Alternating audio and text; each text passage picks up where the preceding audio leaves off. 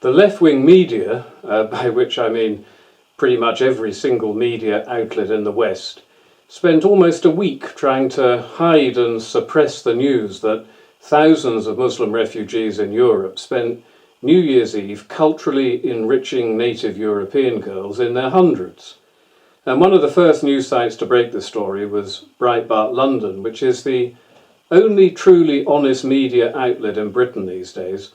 But almost immediately came accusations of far-right propaganda and lies as the hard left went into damage limitation mode. But once the story was out, there was no stopping it, although it did almost stop the useful idiot left from shrieking the incorrect and much overused term racist at the truth tellers. And what a story it is.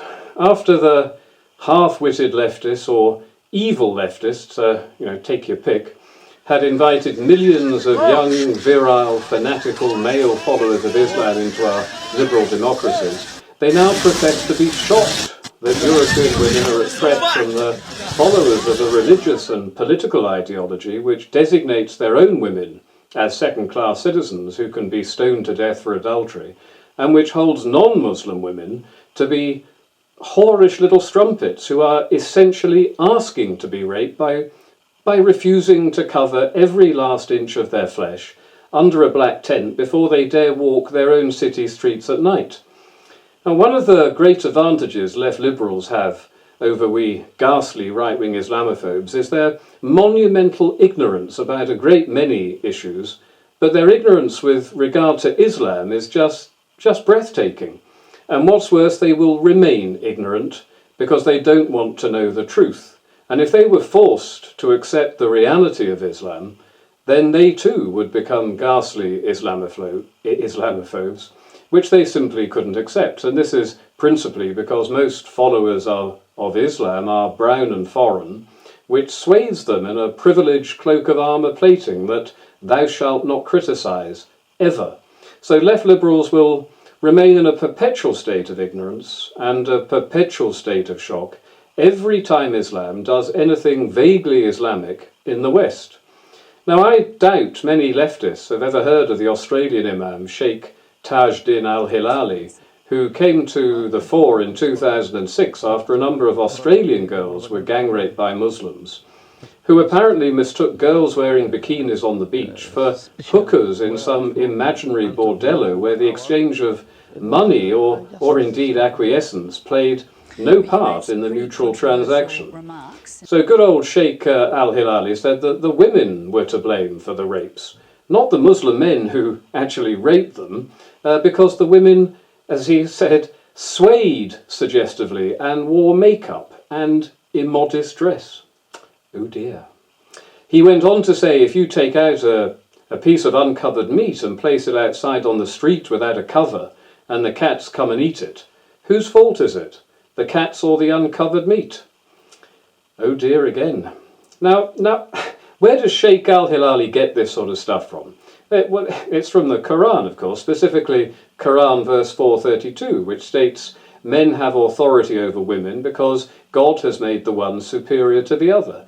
Good women are obedient. They guard their unseen parts because God has guarded them. And as for those from whom you fear disobedience, admonish them and beat them. Then if they obey you, take no further action against them. God is great. Or Allahu Akbar, as he would express it in Arabic. So what he's saying here is that if women do not guard their unseen parts, as Allah commands them to do, then they must be punished. So Western women, out for a spot of frivolity and booze, with exposed arms or legs or even faces, are just asking to be raped, apparently, which is why what happened on New Year's Eve in Germany and Sweden and Finland and Switzerland and Austria and many other countries happened. Can this really be true? Shocked, half-witted leftists will mutter to themselves, well, yes, my little liberal friends, it really is true, and it gets worse than that. Quran, verse 3350, states, O Prophet, we have made lawful to you your wives to whom you have paid their dowries, and those whom your right hand possesses, whom Allah has given to you as spoils of war. Oh, Lordy, Pretty strong stuff in this Quran, isn't there? And when this verse talks about those whom your right arm possesses, it explicitly means female sex slaves taken as war booty. And left liberals will try to suggest we're not at war with Islam, so therefore there can be no such thing as war booty. But yet again, this comes down to their woeful and their deliberate ignorance, rather than any keen-eyed and logical or impartial evaluation.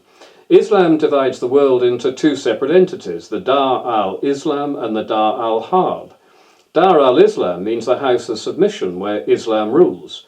The Dar al-Harb is the house of war, and it's termed the house of war simply because it has not yet submitted to Islam. And in this particular case, the house of war is now the West. It's America, it's Canada, it's Australia, it's Europe, it's Paris, London, Rotherham, Malmo, Toronto, Cologne, Sydney, Berlin.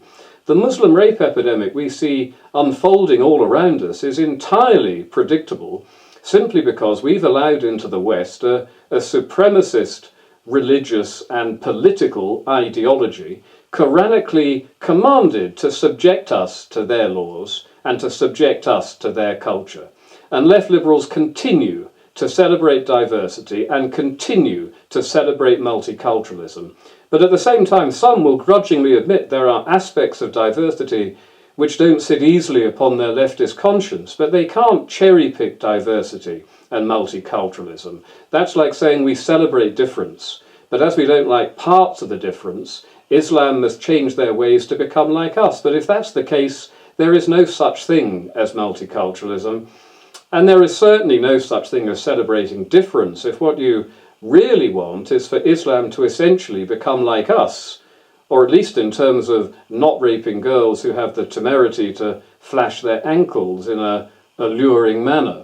And when one considers Sheikh al-Hilali and his attitude toward uncovered meat and cats acting in an entirely feline fashion, we really shouldn't expect Western leaders to emulate him, particularly female Western leaders, but that's what's happening now.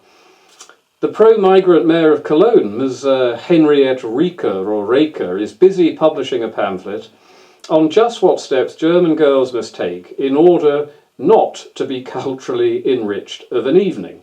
And you'll note she has nothing to say about the cultural enrichers themselves, only about the girls who she obviously feels are asking for it in a manner of speaking.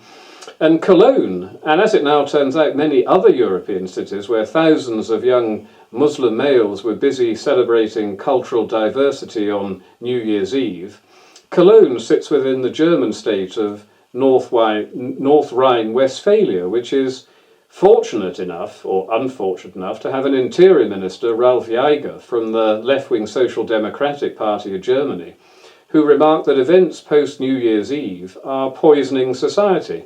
Well, hooray! A left-wing politician criticising the women haters, one is led to believe, but sadly this isn't the case. Those poisoning society are apparently the dreadful right-wing Islamophobes. Herr Jäger said, what happens on the right-wing platforms and in chat rooms is at least as awful as the acts of those assaulting the women. Really, Herr Jäger? Really? Criticising rapists is as bad as carrying out rape, is it? No, I think you're more than wrong about this. More than wrong. I think you're a traitor to women, you're a traitor to your country, and you're a traitor to your culture. So what do we do when our politicians appear to have already submitted to Islam, and where our media outlets, in collusion with European police chiefs, deliberately withhold news that portrays Islam in a bad light? What do we do? The first point of action might be contacting your local feminist organisation, asking them to organise a march against rape. But sadly, in the ziggurat of political correctness or cultural Marxism, feminism is subordinate to Islam, so the feminists will just ignore you, which is more than just a tragedy, it is an obscenity in terms of humanity and decency. But 21st century feminism is what it is, so let's just mark that one down as a non-starter. What about writing a letter for publication in a national newspaper, pointing out the reality of rape and sex slavery as ordained within the Quran? Well, I think we all know it won't be printed, so that's another non-starter. How about petitioning your local MP? Yeah, right. They might be good about resisting a planning application for a new supermarket in your pretty market town, but resisting Islam? Sorry, no. What about writing to the leader of your country? In my case, it's David Cameron, who I've written to a number of times, but clearly the British Postal Service is not what it used to be, and I fear they have either lost my letters to Mr. Cameron, or his prompt and courteous replies to my letters were lost, but either way, I haven't heard from him. All I really know is that he looks forward to the day there's a Muslim Prime Minister of Britain, and that he believes Islam is a religion of peace. Islam is a religion of peace. Despite presumably employing any number of advisors who have more time than him, perhaps, to actually read the newspapers or to actually watch the news, which is pretty much full of it. How about writing to those nice unelected commissars who control the European Union to express your concerns? Well, again, I don't think so. They also think Islam is a religion of peace, and they want to import millions more Muslims into Europe in order to prop up our falling demographics and to pay for our pensions via peaceful good citizenship and tax revenue producing hard work. I know, you really couldn't make it up. I suppose a final entreaty could be made to the United Nations chair of the Human Rights Council. But as the present chair is Saudi Arabia, which flogs and amputates limbs and beheads people willy-nilly, I don't think that's a goer either.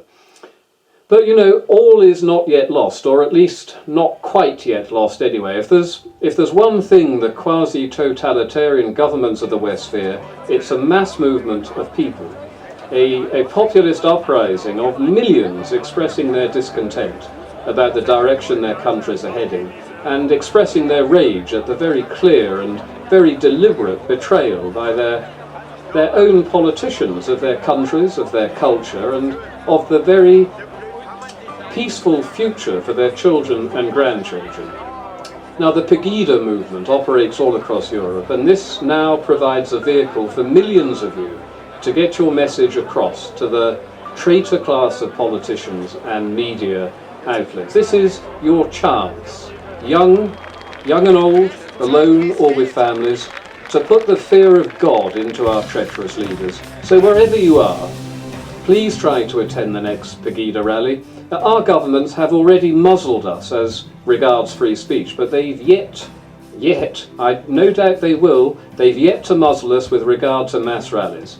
And in Britain we now have a PEGIDA UK movement which will hold its first peaceful vigil on the 6th of February in Birmingham. So don't bother writing to your local MP or to your newspaper, it's of no use at all. Come to the vigil, bring your children with you, bring your grandparents. It's all we have left if we want to force change amongst our political and media class, so don't leave it for others to do. All of you must make your voices heard now, otherwise the future looks very grim. So please join me, Anne-Marie Waters and Tommy Robinson in Birmingham, where we can make sure that the views of the men and women of Britain can finally overcome the lies and distortions put out by our politicians and journalists, all of whom know the truth, but all of whom fear losing their jobs if they utter the truth. But we are the truth. There are silent millions of us, and unified and vocal, we have the potential power to change things. All we need is unified strength. So please be part of the numbers, be part of the unity, and be part of the moral revolution for quite literally our children's and grandchildren's peaceful future. Time is running out. Join PEGIDA. I beg you. Thank you.